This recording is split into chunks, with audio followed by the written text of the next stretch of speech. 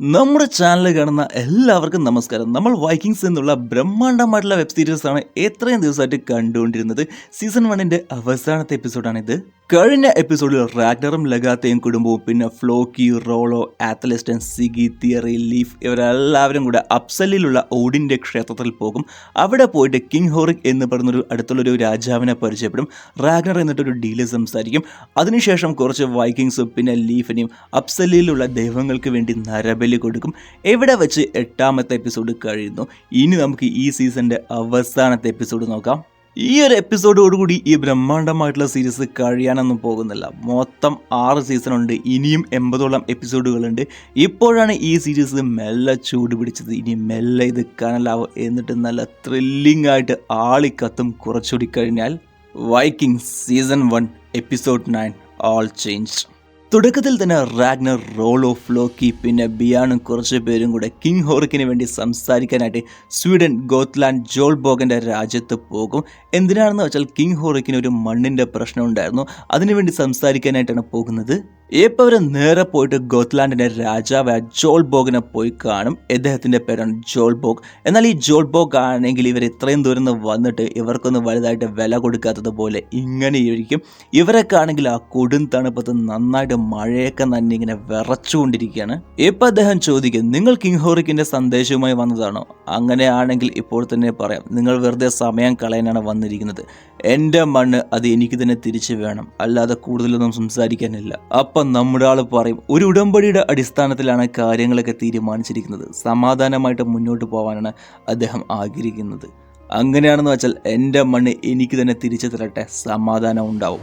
അല്ലെങ്കിൽ എന്ന് പറഞ്ഞ് ജോൾബോഗ് ഇങ്ങനെ അഹങ്കാരത്തിൽ പറയും, കിങ് ഹോറിക്കിനെ നിങ്ങൾ അപമാനിച്ച് അടങ്ങൂ എന്ന് വാശി പിടിക്കുമ്പോൾ പിന്നെ എങ്ങനെയാണ് സമാധാനം സ്ഥാപിക്കുന്നത്? ജോൾബോഗൻ, ഞാൻ അവനെ യുദ്ധത്തിൽ പരാജയപ്പെടുത്തിയാൽ അതല്ലേ ശരിയായിട്ടുള്ള അപമാനം? അദ്ദേഹം അതിൽ നന്നായിട്ട് പോരാടിയാൽ എങ്ങനെയാണ് അപമാനമാവുന്നത്? എന്തായാലും അദ്ദേഹം ഒരു യുദ്ധത്തിന് വേണ്ടി കാത്തിരിക്കുകയാണ്. ഇപ്പൊ ജോൾബോഗ് എണീറ്റ് പോയി നിന്റെ പേരെന്താണെന്ന് ചോദിക്കും. റാഗ്നർ ലോത്ബ്രോക്ക് എന്ന് പറഞ്ഞതും അദ്ദേഹം ഞെട്ടും. നീയാണോ റാഗ്നർ ലോത്ബ്രോക്ക്, വെസ്റ്റിൽ കടൽ കിടന്നവൻ? അത്ഭുതം തന്നെ, നിങ്ങളും അതറിഞ്ഞോ? ഇതിൽ അത്ര അത്ഭുതപ്പെടേണ്ട ആവശ്യമൊന്നുമില്ല. നിന്റെ സാഹസങ്ങൾ അറിയാത്തവരായിട്ട് ആരും തന്നെ ഇല്ല എന്ന് പറഞ്ഞ് ജോൾബോഗ് ഇങ്ങനെ പറഞ്ഞതും റോളോയുടെ മുഖം ഇങ്ങനെ മാറാൻ തുടങ്ങും. എന്നിട്ട് ജോൾബോഗ്, നമ്മുടെ അതിഥികൾക്ക് വേണ്ട വസ്ത്രങ്ങളും ഭക്ഷണവും എന്ത് വേണമെങ്കിലും നൽകിക്കോളൂ. ഭക്ഷണവും മദ്യവും അങ്ങനെ ഇവർ എന്താവശ്യപ്പെട്ടാലും നൽകിക്കോളൂ. നാളെ നമുക്ക് വീണ്ടും സംസാരിക്കാം റാഗ്നർ ലോത്ബ്രോക്ക് എന്ന് പറഞ്ഞിട്ട് അദ്ദേഹം പോകും. അതായത് ഇപ്പോൾ റാഗ്നറിന്റെ പേര് സ്കാൻഡിനേവിയയിലുള്ള 8 ദിക്കുകളിലും പരക്കാൻ തുടങ്ങി. ആത്തലിസ്റ്റൻ, ലഗാത്ത, മോളഗീഡ, സിഗി, തിയറി ഇവരെല്ലാവരും തിരിച്ച് കാത്തഗഡിൽ തന്നെ പോയി. ഇപ്പം എല്ലാവരും കൂടി ഇരുന്ന് ഇങ്ങനെ ഭക്ഷണം കഴിക്കുമ്പോൾ ലഗാത്ത ഇങ്ങനെ സങ്കടത്തിലിരിക്കും. അപ്പം മോളഗീഡ, അമ്മ നിങ്ങൾ ഭക്ഷണം കഴിച്ചിട്ട് 3 ദിവസമായി, എന്ത് പറ്റി? എനിക്ക് പേടിയുണ്ട്. ലഗാത്ത ഇപ്പോൾ റാഗ്നറിനെ കുറിച്ച് ആലോചിച്ചാണ് ഇങ്ങനെ പേടിക്കുന്നത്.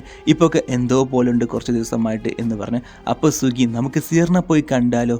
ചില സമയത്ത് ഭാവി കാര്യങ്ങൾ മുൻകൂറായി അറിയുന്നത് ശരിയല്ല എന്ന് പറഞ്ഞ ലഗാത്ത് ഇങ്ങനെ പറയും.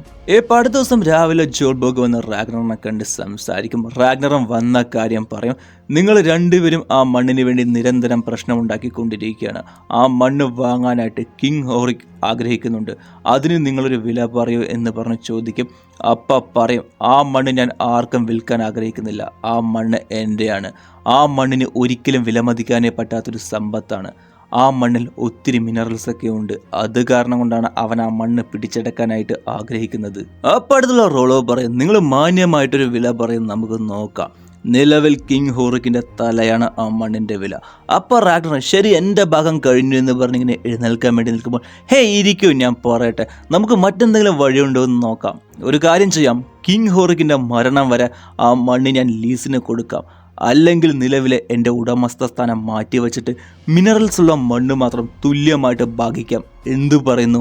ഈ ഉടമ്പടിയോടുകൂടി മുന്നോട്ട് പോകാൻ തയ്യാറാണോ? അപ്പുറമുള്ള തീർച്ചയായിട്ടും. അപ്പർ റാഗ്നർ ഒരുമാതിരി ആറ്റിറ്റ്യൂഡോട് കൂടി, നിങ്ങൾ പറഞ്ഞ ഈ ഉടമ്പടിക്ക് സമ്മതം പറയാനല്ല ഞാൻ ഇവിടേക്ക് വന്നിരിക്കുന്നത്. അതിനുള്ള അധികാരം എനിക്ക് തന്നിട്ടില്ല. ശരി, അങ്ങനെയാണെന്ന് വെച്ചാൽ ഞാൻ പറഞ്ഞതുപോലെ തന്നെ ഈ ഉടമ്പടിയുടെ കാര്യങ്ങളൊക്കെ പോയി കിങ് ഹോറിക്കിനോട് കണ്ടുപോയി പറയൂ.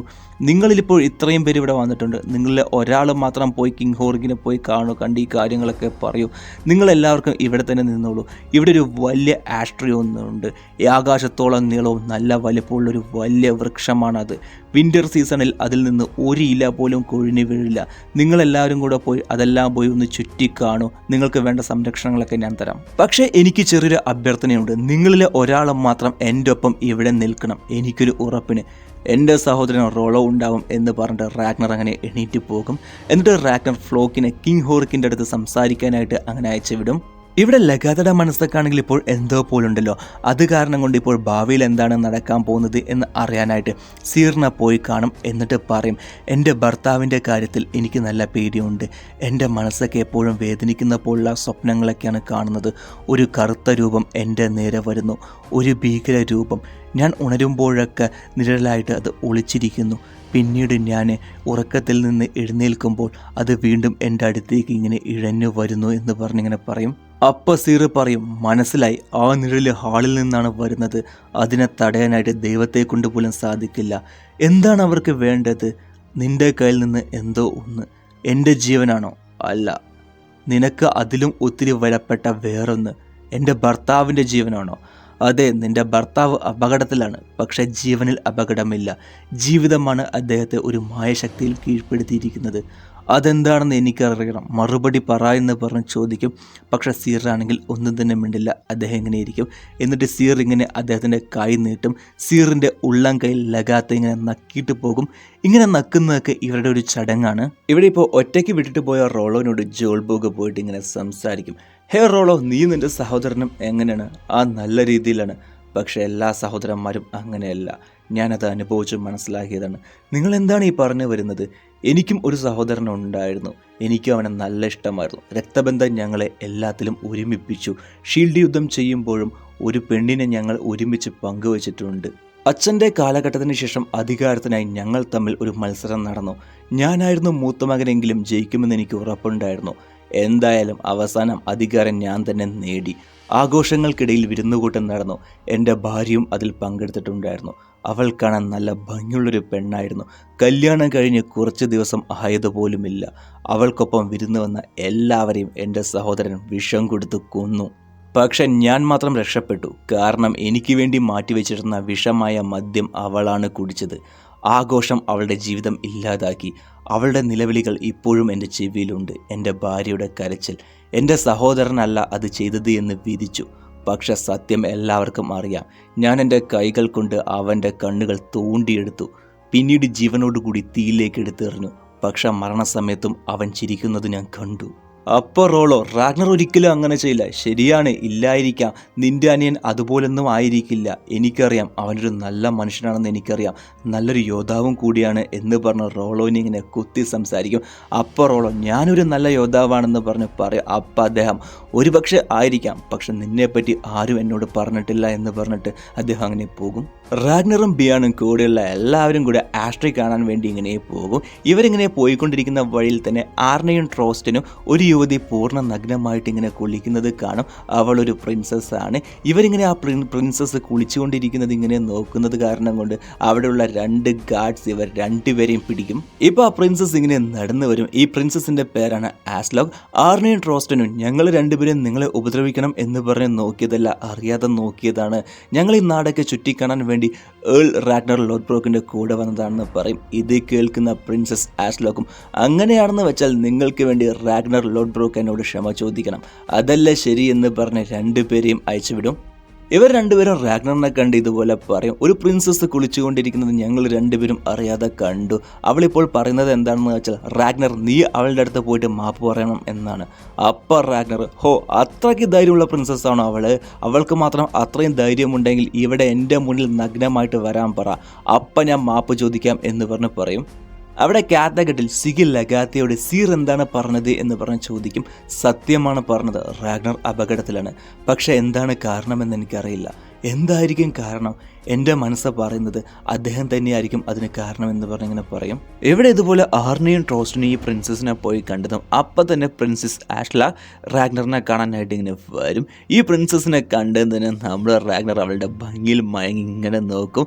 ഇങ്ങനെ നടന്ന് റാഗ്നറിൻ്റെ അടുത്ത് വന്നിട്ട് പറയും, റാഗ്നർ നിങ്ങളാണോ? നിങ്ങൾ ആഗ്രഹിച്ചതുപോലെ തന്നെ ഞാൻ ഒറ്റയ്ക്കാണ് വന്നിരിക്കുന്നത്. ഞാൻ വസ്ത്രങ്ങൾ ധരിച്ചിട്ടുണ്ട്, പക്ഷെ നഗ്നമാണ്. തനിച്ചാണ് വന്നിരിക്കുന്നത്, പക്ഷെ കൂട്ടിനായി ഈ ചെന്നായയും ഉണ്ട്. നിങ്ങളുടെ പരീക്ഷണത്തിൽ ഞാൻ വിജയിച്ചോ? അപ്പം തന്നെ നമ്മുടെ റാഗ്നർ ക്ഷമ ചോദിക്കും. എന്നിട്ട് പ്രിൻസസ് ആസ്ലോഗിനെ ആ ആസ്ട്രി പോകുന്ന സ്ഥലത്തേക്ക് പോകാനായിട്ട് ഇങ്ങനെ ക്ഷണിക്കും. ഇതേ സമയത്ത് ക്യാത്തകട്ടിൽ സിവ്ഗി ലഗാത്തയോട് വന്ന് പറയും, ഞാൻ ഇതുപോലെ എൻ്റെ കസിൻ്റെ വീട്ടിൽ പോയിട്ടുണ്ടായിരുന്നു. അവിടെ എൻ്റെ കസിൻ്റെ മകന് പെട്ടെന്നൊരു പനി വന്നു. അതിനുശേഷം 2 ദിവസങ്ങൾ കഴിഞ്ഞ് ആ പനി കൂടി, അങ്ങനെ മരിച്ചുപോയി. ഇപ്പോൾ അതിൻ്റെ ചടങ്ങുകൾക്കൊക്കെ പോയിട്ട് വന്നതാണ് എന്ന് പറഞ്ഞിങ്ങനെ പറയും. എന്നിട്ട് സിഗി ഇങ്ങനെ നടന്നു പോകുമ്പോൾ ഇപ്പോൾ സിഗിയുടെ കണ്ണിലാണെങ്കിൽ ഒന്നും വ്യക്തമായിട്ട് കാണാൻ പറ്റുന്നില്ല, എല്ലാം മങ്ങിയിട്ടാണ് കാണുന്നത്. ഇപ്പം അങ്ങനെ നിന്നുകൊണ്ട് തന്നെ അങ്ങനെ മയങ്ങി വീഴും. ഇപ്പോൾ ആ ഗ്രാമത്തിലുള്ള എല്ലാവർക്കും ഈ രോഗം പടർന്നുകൊണ്ടിരിക്കുകയാണ്.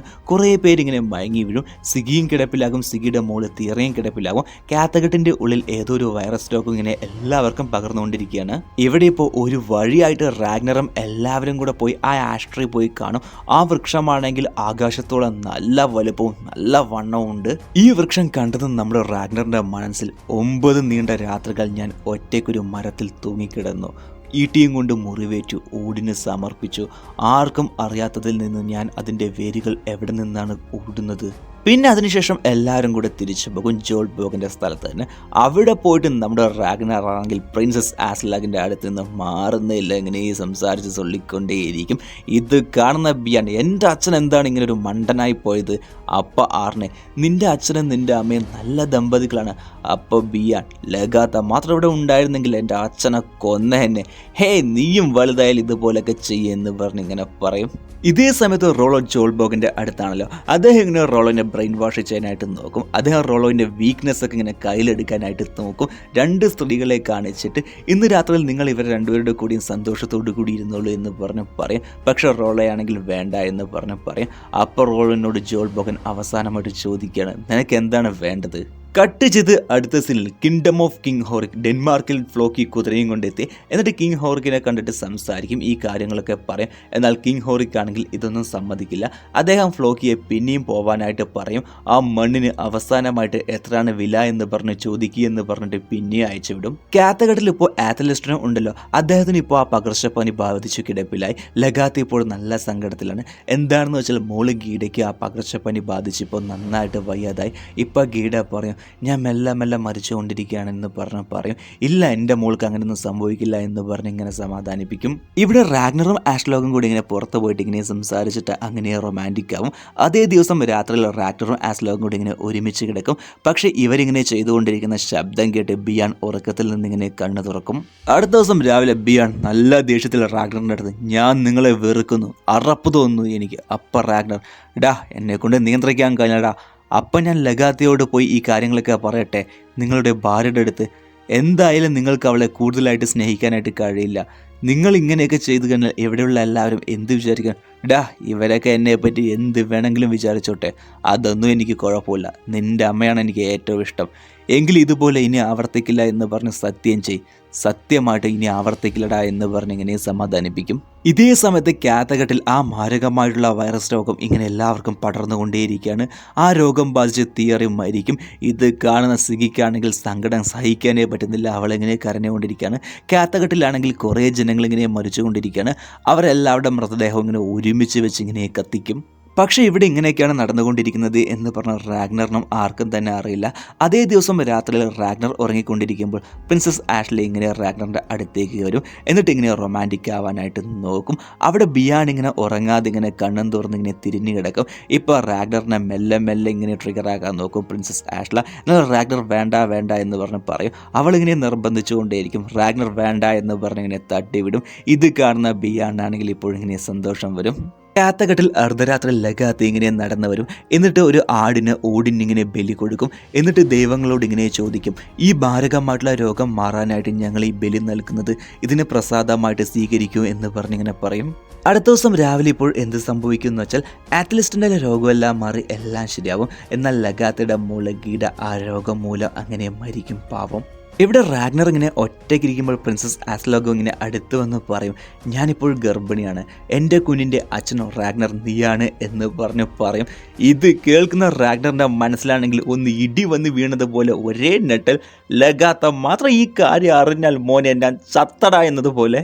കിങ് ഹോർക്കിനെ കാണാൻ വേണ്ടി പോയ ഫ്ലോക്കി ഇങ്ങനെ തിരിച്ചു വരും ജോൾ ബോഗിൻ്റെ ഗോത്ത്ലാൻഡിലേക്ക്. ഫ്ലോക്കിക്ക് ഇപ്പോൾ നല്ല വിശപ്പുണ്ടെന്ന് തോന്നുന്നു. എല്ലാവരും കൂടി ഇങ്ങനെ ഇരിക്കുമ്പോൾ അദ്ദേഹം മാത്രം ഇങ്ങനെ നിർത്താതെ ഇങ്ങനെ ഭക്ഷണം കഴിച്ചുകൊണ്ടേയിരിക്കുകയാണ്. ഇപ്പോൾ ജോൾ ബോഗൻ ചോദിക്കും, കിങ് ഹോറിക്ക് എന്ത് പറഞ്ഞു ആ ഉടമ്പടിക്ക്? അപ്പോൾ ഫ്ലോക്കി ഇങ്ങനെ ഭക്ഷണമെല്ലാം മുഴുവനായിട്ട് കഴിച്ചു കഴിഞ്ഞിട്ട് ഇങ്ങനെ പറയും, അതായത് കിങ് ഹോറിക്കിന് ഈ ഉടമ്പടിയൊന്നും അത്ര ഇഷ്ടമായിട്ടില്ല, ആ മണ്ണിന് എത്രയാണോ വില അത് ചോദിക്കാനായിട്ട് പറഞ്ഞു. ഇത് കേൾക്കുന്ന ജോൾ ബോഗിന് ഇപ്പോൾ നന്നായിട്ട് ദേഷ്യം വരും. നിങ്ങൾ ഇത്രയും ശ്രമിച്ചിട്ടും അതെല്ലാം വെറുതെ ആയിപ്പോയി റാഗ്നർ ലോഡ്ബ്രോക്ക്. അതിരാവിലെ തന്നെ നിങ്ങളെല്ലാവരും ഇവിടെ നിന്ന് പൊയ്ക്കോ എന്ന് പറയും. ഇപ്പോൾ റാഗ്നറിൻ്റെ മനസ്സാണെങ്കിൽ എന്തോ പോലുണ്ട്. പ്രിൻസസ് ആസ്ലോഗിനെ തന്നെ ഇങ്ങനെ നോക്കിയിരിക്കും. റോളോ ഇങ്ങനെ റാഗ്നറിനെ തന്നെ നോക്കും. ഫ്ലോക്കി നന്നായിട്ടുണ്ട്, അങ്ങനെയാണെങ്കിൽ യുദ്ധം തന്നെ. കാത്തഘട്ടിൽ മോള് ഗീഡ മരിച്ചുപോയത് കാരണം കൊണ്ട് ലഗാതെ ഇപ്പോൾ നല്ല സങ്കടത്തിലാണ്. ഗീഡയുടെ ചടങ്ങുകളൊക്കെ ഇങ്ങനെ ചെയ്തുകൊണ്ടിരിക്കുന്നത്. ഗ്രാമത്തിൽ ആ രോഗം കാരണം കൊണ്ട് മരിച്ചുപോയ എല്ലാവരുടെ മൃതദേഹവും ഇങ്ങനെ ഒരുമിച്ച് വെച്ച് ഇങ്ങനെ കത്തിക്കും. ഇവിടെ റാഗ്നർ എന്തൊക്കെയോ ആലോചിച്ചിട്ട് ഇങ്ങനെ കിടക്കുകയാണ്. കത്തിയും കൊണ്ട് സ്വന്തം കൈയിനെ ഇങ്ങനെ കീറിയിട്ട് അതിൻ്റെ ചോര ഇങ്ങനെ മുഖത്താക്കും. ഇവിടെ ജോൾബോഗ് റോളോനെ കണ്ടിട്ട് ഇങ്ങനെ സംസാരിക്കും. അപ്പോഴൊരു കാര്യം തീരുമാനമായി, എനിക്ക് വേറെ വഴിയില്ല. കിങ് ഹോറിക്കിനെ ആക്രമിച്ചിട്ട് എനിക്ക് അവകാശപ്പെട്ടത് എനിക്ക് നേടിയെടുക്കണം. നിന്റെ സഹോദരൻ എൻ്റെ ഒപ്പം ഉണ്ടാവില്ല എന്ന് ഉറപ്പായി. എനിക്കിപ്പോൾ അറിയേണ്ടത് നിന്റെ തീരുമാനം എന്താണ്? റാഗ്നർ ഇപ്പോൾ ആ രാത്രിയിൽ എണീറ്റ് പ്രിൻസസ് ആസ്ലോഗിൻ്റെ മുറിയിലേക്ക് പോകും. ബിയാൻ ഉറക്കത്തിൽ നിന്ന് എണീറ്റതും ഇപ്പോൾ നടുരാത്രിയിൽ അവൻ്റെ മുറിയിലേക്ക് ഒരു കാക്ക വന്നിങ്ങനെ എത്തി നോക്കും. റോളോ ജോൾബോഗ് പറഞ്ഞത് ഇങ്ങനെ നന്നായിട്ട് ആലോചിച്ചുകൊണ്ടിരിക്കുകയാണ്. ലഗാത്തയുടെ മോളെ കത്തിച്ച അവിടെ തന്നെ നടുരാത്രിയിൽ ഒറ്റയ്ക്ക് നിൽക്കുകയാണ്. മറ്റുള്ള എല്ലാവരും പോയി. റാഗ്നർ പ്രിൻസസ് ആസ്ലോഗിൻ്റെ അടുത്തേക്ക് വരും. അങ്ങനെ അടുത്ത് പോയിട്ട് ആസ്ലോഗിൻ്റെ വയറിൽ ഇങ്ങനെ ചെവി വയ്ക്കും. റോളോ ഇപ്പോൾ നന്നായിട്ട് ആലോചിച്ചിട്ട് ജോൾ ബോഗൻ്റെ അടുത്ത് പറയും, ഞാൻ നിനക്ക് വേണ്ടി യുദ്ധം ചെയ്യാം, എൻ്റെ സഹോദരനെതിരായിട്ട് ഞാൻ നിൻ്റെ ഒപ്പം നിൽക്കാമെന്ന് പറഞ്ഞ് പറയും. എവിടെ വെച്ച് സീസൺ 1 അവസാനത്തെ എപ്പിസോഡ് കഴിയുന്നു. ഇനിയും മൊത്തം 6 എപ്പിസോഡുകൾ ഇനിയുമുണ്ട്. നമ്മുടെ ഈ വീഡിയോ അവസാനം വരെ ആരൊക്കെ കണ്ടിട്ടുണ്ടോ ഇല്ലയോ എന്ന് എനിക്കറിയില്ല. വ്യൂവേഴ്സൊക്കെ വളരെ കുറവാണ്. സീസൺ 2 വേണമെന്ന് ആഗ്രഹമുള്ള ഒരാൾ നമ്മുടെ ഈ വീഡിയോയുടെ താഴെ കമൻറ്റ് ചെയ്താൽ ആ ഒരാൾക്ക് വേണ്ടി സീസൺ 2 ഞാൻ വീഡിയോ ആയിട്ട് ചെയ്യാം. ഇനി അങ്ങോട്ടുള്ള ഓരോരോ സീസണും ഓരോരോ എപ്പിസോഡുകളിലും യുദ്ധം, രാജ്യങ്ങൾ വെട്ടിപ്പിടിക്കൽ, കൊള്ളയടി, ആക്രമണം എന്ന് പറഞ്ഞ നല്ല ആവേശത്തിലാണ് പോയിക്കൊണ്ടിരിക്കുന്നത്. ഓരോരോ എപ്പിസോഡ് നല്ല ഗാംഭീര്യമായിട്ട് എടുത്തിട്ടുണ്ട്. നമ്മുടെ ചാനൽ ഇതുവരെ കണ്ടുകൊണ്ടിരുന്ന എല്ലാവർക്കും നന്ദി.